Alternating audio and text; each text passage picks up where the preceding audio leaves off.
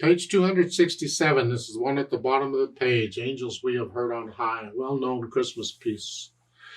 Again, they're giving us the chords, so let's get the melody down. 4/4 time with 1 flat. We're in the key of F major. So let's see what we got. 1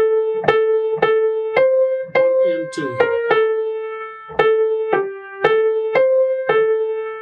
Even with a well-known melody, I still play through it to make sure there's no surprises. They didn't change something.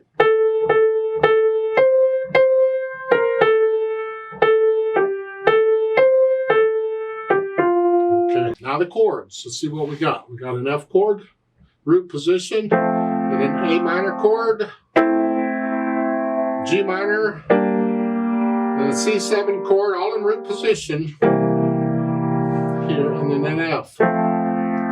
All of those were root position.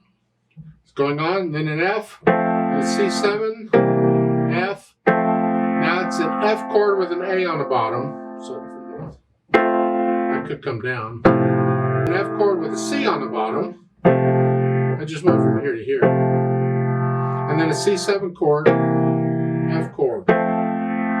Second line, same thing. It's going to be the same chord sequence because the melody is the same.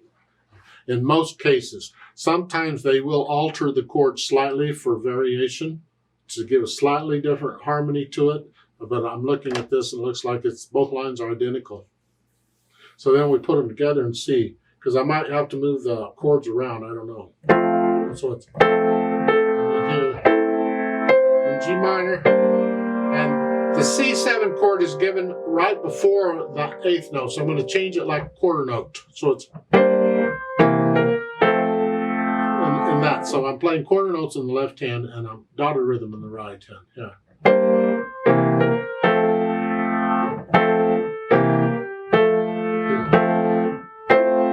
Or down here.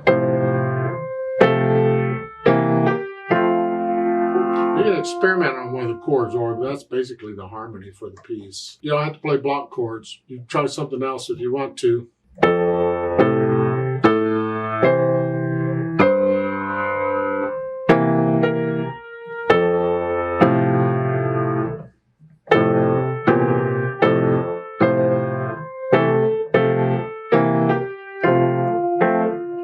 I'm still playing around with the chords and the inversions.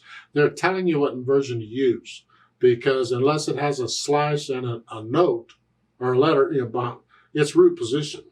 So they're telling you that. And then if it's not root position, they give you the slice and the note they want to be on the bottom. And that's your inversion you use, whatever it is.